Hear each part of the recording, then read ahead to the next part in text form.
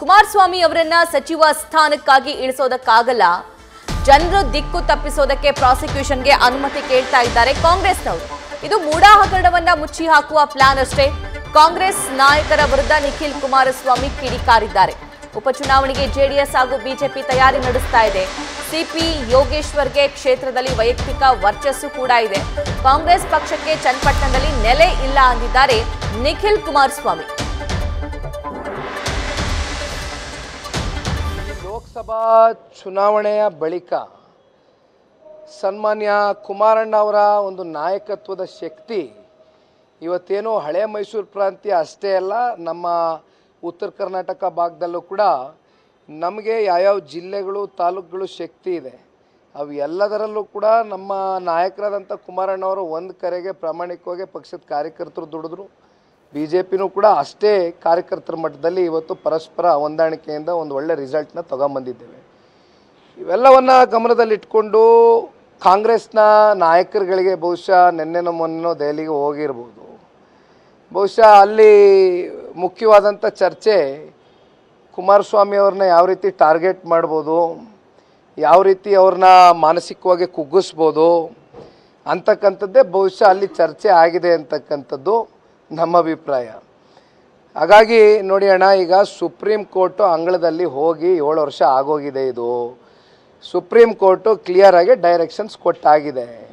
ಲೋಕಾಯುಕ್ತ ಇರ್ಬೋದು, SIT ಇರ್ಬೋದು, 3 ತಿಂಗಳು ಗಡುವು ಕೊಟ್ಟಿದ್ರು. 3 ತಿಂಗಳು ಗಡುವಿನಲ್ಲಿ ಏನಾದರೂ ಒಂದು ವರದಿಯನ್ನು ಕೊಡಿ ಅಂತಕ್ಕಂಥದ್ದು ಕೇಳಿದ್ರು.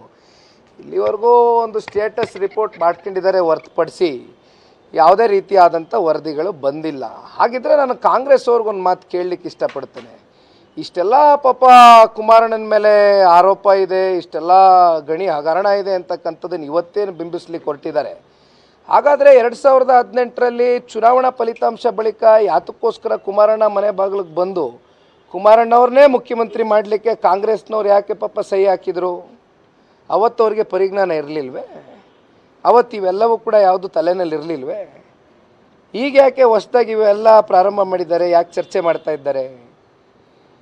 ಯಾವ ರೀತಿ ಇವತ್ತು ಸಂವಿಧಾನದ ಮುಖ್ಯಸ್ಥರು, ಸಂವಿಧಾನದ ಹೆಡ್ ಅಂತಕ್ಕಂಥದ್ದು ನಾವೇನು ಇವತ್ತು ಭಾವಿಸ್ತೇವೆ, ಇವತ್ತು ಯಾವ್ಯಾವ ರೀತಿ ರಾಜ್ಯಪಾಲರ ವಿರುದ್ಧವಾಗಿ ಪ್ರತಿಭಟನೆಗಳು ಮಾಡಿದ್ರು.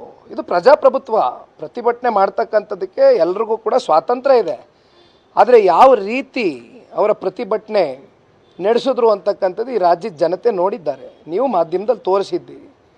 ಯಾವ ರೀತಿ ಸಂವಿಧಾನಕ್ಕೆ ಗೌರವ ಕೊಡ್ತಾ ಇದ್ದಾರೆ, ಯಾವ ರೀತಿ ರಾಜ್ಯಪಾಲರಿಗೆ ಗೌರವ ಕೊಟ್ಟಿದ್ದಾರೆ.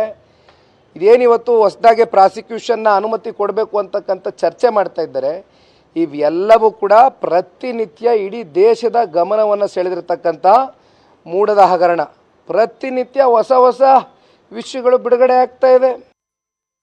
ಯಾವುದೇ ತೀರ್ಮಾನಗಳಾಗಿರ್ಬೋದು, ಇದು ಯಾವುದೇ ಚರ್ಚೆಗಳಾಗಿರ್ಬೋದು, ನಾವು ಬೀದಿನಲ್ಲಿ ನಿಂತು ಇವತ್ತು ಚರ್ಚೆ ಮಾಡ್ತಕ್ಕಂಥದ್ದು ಸೂಕ್ತ ಅಲ್ಲ.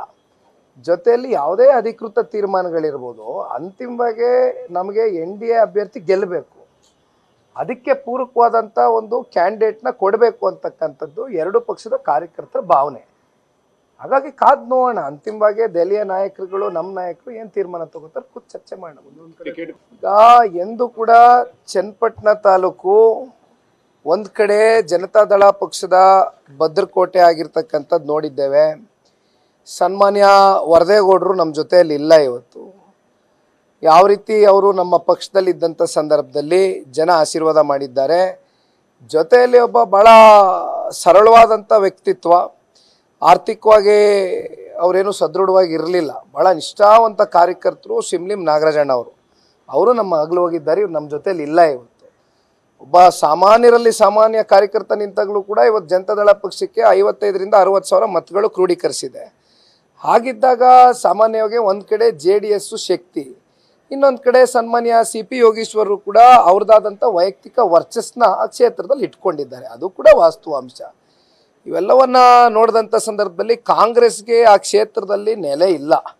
ಬಹುಶಃ ಈ ಚುನಾವಣೆಯಲ್ಲಿ ಒಂದಷ್ಟು ಮತಗಳು ಕ್ರೋಢೀಕರಿಸಿರ್ಬೋದು ಅವ್ರ ಪರವಾಗಿ. ಆದರೆ ಇತಿಹಾಸ ತೆಗೆದು ನೋಡಿದಾಗ ಕಾಂಗ್ರೆಸ್ಗೆ ಏನು ಅಷ್ಟು ಪ್ರಬಲವಾದಂಥ ನೆಲೆ ಚನ್ನಪಟ್ಟಣದಲ್ಲಿ ಇಲ್ಲ ಅಂತಕ್ಕಂಥದ್ದು ನಾವು ಡೇಟಾ ಅನಾಲಿಸಿಸ್ ಮಾಡಿದಾಗ ಗೊತ್ತಾಗ್ತದೆ. ನೋಡಿ, ಯಾವೂ ಕೂಡ ಸನ್ಮಾನ್ಯ ಕುಮಾರಣ್ಣ ಅವ್ರನ್ನ ಕೇಂದ್ರದ ಸಚಿವರಾಗಿ ಇಳಿಸ್ಲಿಕ್ಕೆ ಸಾಧ್ಯ ಇಲ್ಲ.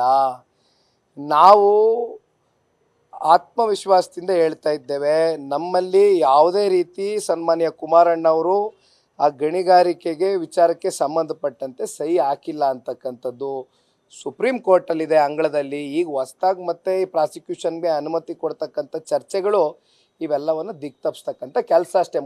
ಮೂಢ ಹಗರಣವನ್ನು ಇವತ್ತು ಮುಚ್ಚಾಕೊಳ್ಳಿಕ್ಕೋಸ್ಕರ ಇವೆಲ್ಲ ಹೊಸ ಪ್ಲಾನಿಂಗ್ ಅಷ್ಟೇ, ಏನಿಲ್ಲ. ನ್ಯೂಸ್ ಫಸ್ಟ್ ನಿರ್ಭೀತಿಯಿಂದ ನಿಮ್ಮ ಪರವಾಗಿ.